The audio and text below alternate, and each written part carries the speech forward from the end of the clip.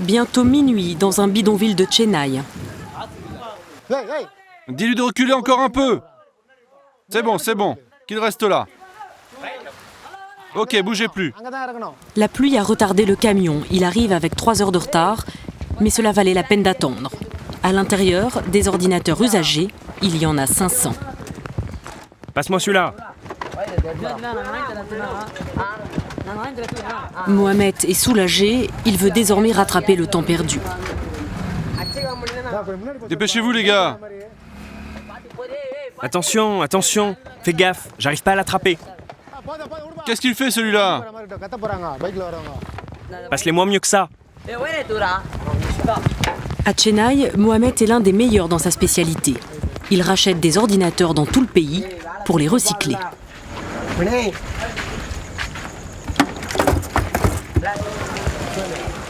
Ismaël, il y a combien de pièces là-dedans?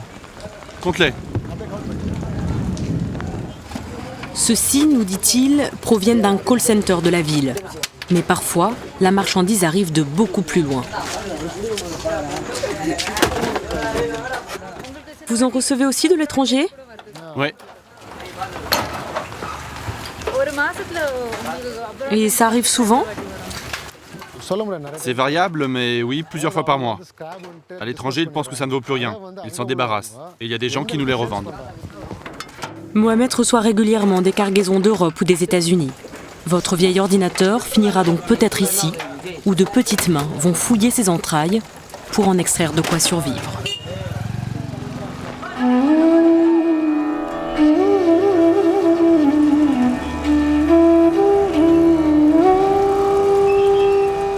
Chennai, l'ancienne Madras, sur la côte est de l'Inde. C'est l'un des plus grands ports de commerce du pays. Il offre à la ville une activité économique intense. La plupart des habitants vivent en périphérie, dans des bidonvilles. Au nord du port, Puduppet, l'un de ces quartiers miséreux.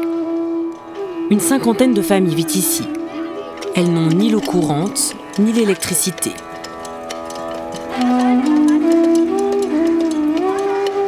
Le quartier s'est construit autour de la décharge municipale. Les habitants de Puduppet vivent du tri et de la récupération des ordures. Depuis quelques années, ils ont vu arriver des déchets d'un nouveau genre, les déchets informatiques. Le quartier s'en est depuis fait une spécialité. La livraison des ordinateurs de cette nuit va offrir quelques jours de travail aux habitants.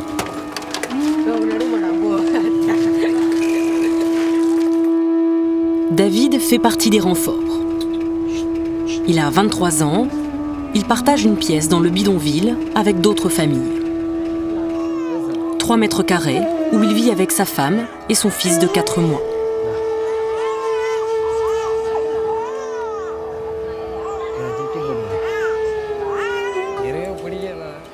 Je n'aime pas cet endroit, mais on s'adapte, on essaie de s'y faire. J'arrive à travailler 2 ou 3 jours par semaine pour 60 € par mois. Il y a des mois où il n'y a pas de travail du tout. Alors je ne peux pas me permettre un loyer important. C'est pour ça que je reste ici.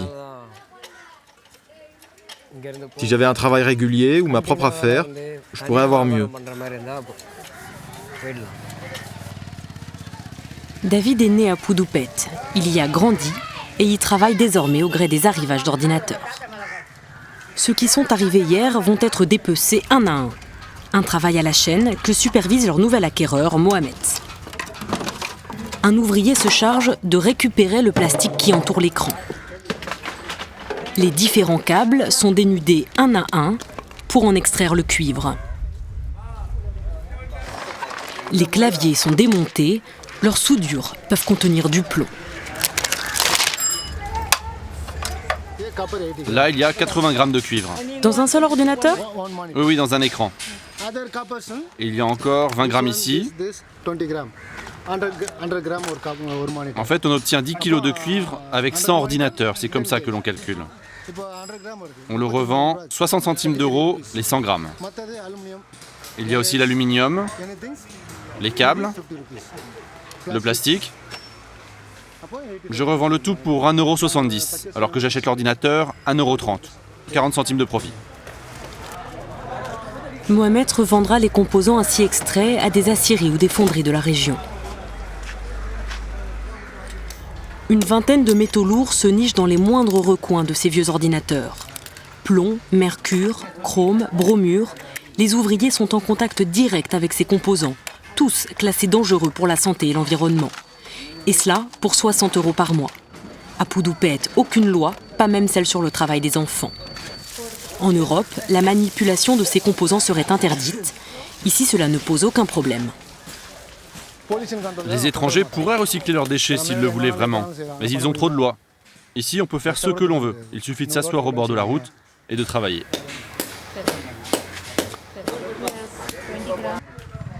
Depuis ce matin, David brûle des câbles en PVC afin de récupérer des filaments de cuivre à l'intérieur. La combustion dégage une fumée toxique. On peut tomber malade, c'est sûr. Si vous faites ça continuellement, ça fait pas de doute. Mais si on ne le fait qu'une fois de temps en temps, il n'y a aucun risque. Et vous faites ça souvent ? Ouais, moi je fais ça régulièrement.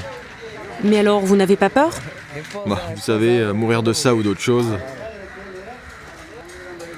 La fumée contient des dioxines et des particules cancérigènes qui pénètrent dans le corps et s'accumulent dans la nature. L'opération est illégale, mais David et Mohamed semblent agir en toute impunité. Personne ne vous dit rien ? Si, des fois ils viennent, c'est un problème. Mais qui ça, il ? À votre avis, qui d'autre que la police? Et qu'est-ce qu'ils font ? Ils mettent une amende. Combien ? 5 € je crois. Et le voisinage, il ne se plaint pas ? Non, personne ne se plaint. Vous savez, dans le quartier, on fait tous pareil, alors personne ne dit rien. Inconscience, aveuglement, les habitants de Poudoupet n'ont pas le luxe de pouvoir se préoccuper de leur santé. Lorsqu'il n'y a plus rien à récupérer, les carcasses des ordinateurs chargés de résidus de métaux lourds finissent tout bonnement de l'autre côté du mur, dans la décharge qui fait vivre le reste du bidonville.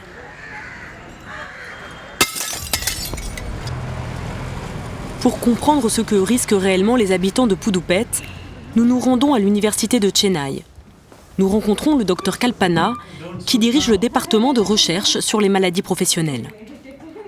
Les composants avec lesquels sont en contact les travailleurs de la rue peuvent avoir des conséquences irréversibles sur les poumons, les reins, le système nerveux, jusqu'au cancer. Ces composants produisent souvent leurs effets à très long terme. Ils agissent comme un poison lent. C'est comme une bombe à retardement qui est enclenchée si discrètement que personne ne perçoit qu'elle présente un danger immédiat et menace des vies. 20 ans, 30 ans plus tard, bien après qu'ils ont arrêté ce travail, ils commenceront à souffrir des conséquences. Une ONG tente de faire prendre conscience des dangers aux travailleurs de Poudoupet. Elle n'a qu'un représentant à Chennai, Arun Kumar. Il travaille pour Toxic Links, une organisation spécialisée dans la traque aux matières toxiques. Au-delà de leur santé, il explique aux ouvriers que c'est toute leur communauté qu'ils polluent. Ce qu'il se passe, c'est qu'une fois qu'ils ont tout jeté dans la décharge municipale, les résidus pénètrent dans la nappe phréatique. Cette eau est pompée et bue par les habitants du quartier. L'eau est polluée, l'air qui respire aussi. On trouve des traces de plomb, de mercure, de barium, de beryllium, des dérivés de bromure. Si tous les déchets atterrissent ainsi dans la rue, c'est qu'il n'existe aucune filière officielle de recyclage en Inde, hormis 2 petites unités, à Bangalore et ici à Chennai. Trishiraya nous est présenté comme un modèle du genre. À notre arrivée, les ouvriers enfilent leurs casques. Ils travaillent sur des établis, utilisent des outils adéquats, portent des protections, comme ces gants que le patron est fier d'exhiber. Quand on manipule ce genre de circuit à main nue, on est en contact direct avec le plomb. Alors on a trouvé ces équipements de protection, des gants avec un revêtement en caoutchouc à l'intérieur. Donc regardez, il n'y a aucun risque de contamination avec la peau. De la même façon, on donne aussi des chaussures, des casques, des uniformes et des masques contre les émanations de phosphore. Donc pour chaque poste de travail, on fournit un équipement approprié. Des gants pour une vingtaine d'ouvriers. Le recyclage officiel est dérisoire à l'échelle du pays. Le boom économique indien fait grimper chaque jour la consommation de produits informatiques. Le recyclage informel est, lui, devenu un secteur d'activité à part entière, une économie parallèle tolérée avec ses spécialités par région. Nous continuons donc à remonter la filière des déchets informatiques. Une fois les ordinateurs démantelés à Chennai, c'est à Delhi, à 2000 km au nord, que sont envoyées les ultimes pièces récupérables. À la périphérie de la ville, Mayapuri est le quartier du recyclage. On démonte, on répare tout ce que la capitale compte de vieilles guimbardes ou de moteurs hors d'usage. Un gigantesque cimetière de ferraille et de rouille, où s'affairent les forçats de la récup. C'est ici qu'arrivent de toute l'Inde les circuits imprimés des vieux ordinateurs, ces cartes qui concentrent les composants électroniques.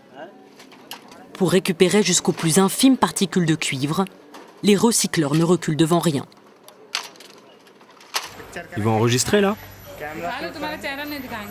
S'ils filment, je leur montre pas. Mukesh ignore que la caméra tourne.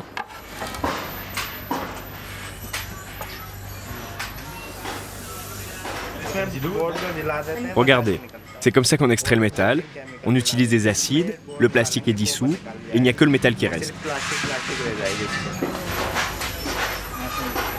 Je n'ai pas le droit de faire ça ici, ça produit des fumées nocives. Les yeux se mettent à pleurer, on suffoque. Quand on respire ça, on perd 20 ans de vie d'un coup. Moi, j'ai la vue qui baisse et des problèmes respiratoires. Mais je le fais parce que je n'ai pas d'autres revenus.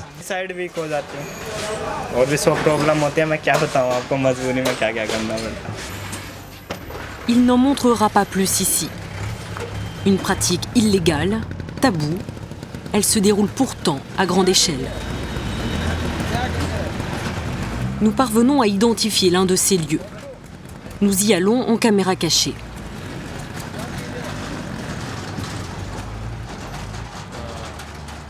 C'est chez qui ici? Il est où le propriétaire? Il est pas là.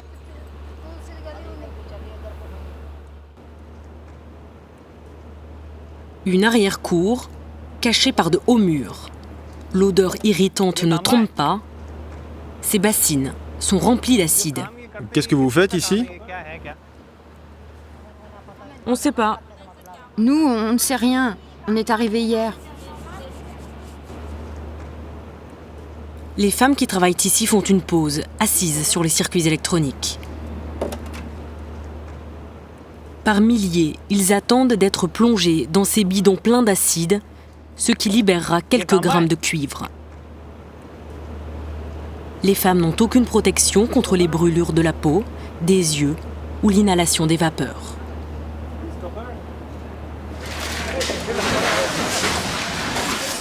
Nous retournons dans les ateliers des recycleurs pour savoir comment ils se procurent tous ces déchets informatiques. Ils nous expliquent qu'ils travaillent avec plusieurs fournisseurs de matériel usagé, dont une partie vient de l'étranger. Mukesh ignore que nous enregistrons la conversation. Les conteneurs arrivent de l'étranger. Des traders achètent la marchandise, qui la vendent à des brokers, qui nous la vendent à nous. Il y a plein d'intermédiaires avant que ça n'arrive jusqu'ici. Pourquoi ces montages complexes ? Les accords internationaux, comme la Convention de Bâle, interdisent l'exportation de déchets dangereux vers les pays en développement. Les pays riches doivent prendre eux-mêmes en charge le recyclage de leurs produits. Mais pour éviter ces surcoûts, certains contournent la loi. Ravi Abgraval, le président de l'ONG Toxic Links, a enquêté sur les méthodes utilisées par les pays occidentaux pour se soustraire aux accords internationaux. Certains présentent leurs déchets comme des dons à des œuvres caritatives indiennes. D'autres exploitent les failles des nouvelles routes de la mondialisation. Nous avons remarqué qu'en Inde, la plupart des bateaux arrivaient du Moyen-Orient, des Émirats ou de Dubaï. C'est ce que montrent les documents des douanes. Mais il est impossible que Dubaï produise autant de déchets électroniques. Ça vient forcément d'ailleurs. En fait, les documents ne donnent pas la véritable origine de l'exportateur, parce que la plupart sont des faux. Ils inventent des adresses à Dubaï ou au Moyen-Orient. Ça leur permet de masquer la véritable origine des déchets. S'ils font cela, c'est parce que le commerce des déchets entre le Moyen-Orient et l'Inde est autorisé, alors qu'en provenance de l'Europe, il est interdit par la Convention de Bâle. Nous cherchons à entrer en contact avec l'un de ces importateurs de déchets. Dans le quartier de Nehru Place, le temple de l'informatique à Delhi, nous prétendons que nous voulons nous débarrasser de 4000 vieux ordinateurs actuellement en France. Très facilement, nous trouvons un agent prêt à arranger notre affaire. Normalement, nous ne pouvons pas importer du matériel d'occasion. Mais vous savez, c'est l'Inde. En payant, on peut s'arranger. Tout est une question de contact. Il nous emmène à l'écart. Il nous assure que moyennant un dessous de table, notre marchandise franchira sans encombre les contrôles douaniers. Ne vous inquiétez pas. Tout ça, c'est nouveau pour vous. Mais pour nous, c'est la routine. On a un bon contact aux douanes. Il vous donnera l'autorisation. Vous savez, on est depuis longtemps dans le business. Alors depuis le temps, on a nos entrées. Interrogées, les douanes nous ont affirmé qu'elles n'avaient jamais entendu parler de trafic de déchets informatiques. Quant aux autorités portuaires, elles n'ont pas souhaité nous répondre. Seul un représentant du ministère de l'Environnement a eu l'autorisation de nous livrer la version officielle du gouvernement indien.